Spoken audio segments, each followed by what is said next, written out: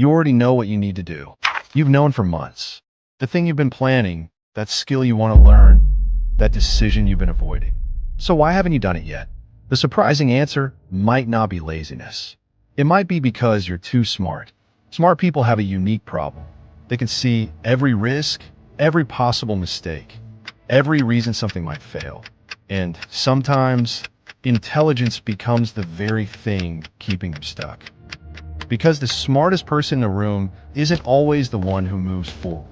It's the one who finally stops thinking and takes action. The problem is, smart people rarely look like they're avoiding something. They research more, they plan more, they analyze every possible outcome. And from the outside, it looks like progress. But sometimes, thinking is just fear wearing a smarter outfit.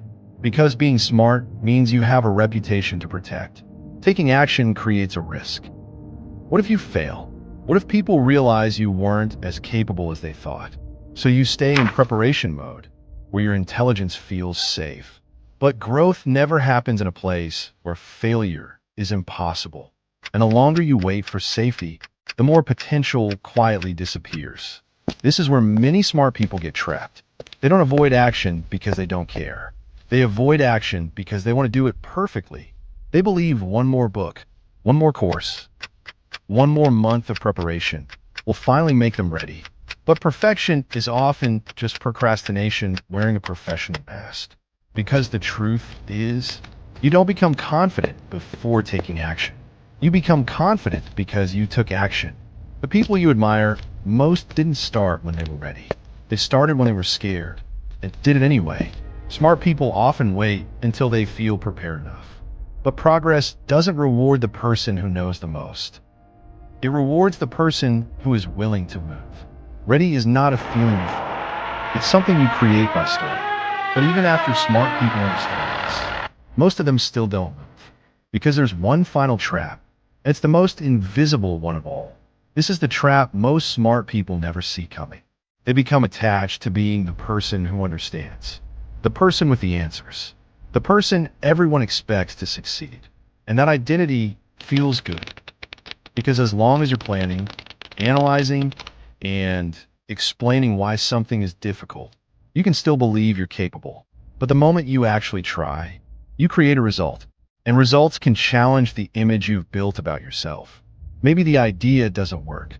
Maybe you're not as prepared as you thought. Maybe you're just a beginner again. And for someone who's spent years being the smartest person in the room, that's terrifying.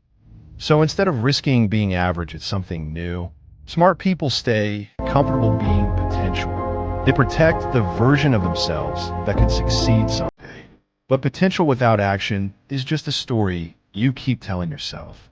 At some point, you have to stop proving that you're smart and start proving that you can move. So here's the shift that changes everything. You don't need to become less intelligent. You need to stop using intelligence as a shield. The goal isn't to think less. It's to stop thinking when thinking has already given you the answer. Because the smartest people aren't the ones who avoid mistakes. They're the ones who understand that mistakes are part of becoming better. They choose progress over protection. They choose action over endless preparation. They choose being a beginner today over being someone with potential forever. So ask yourself something uncomfortable. What have you been analyzing for months that you already know you need to start?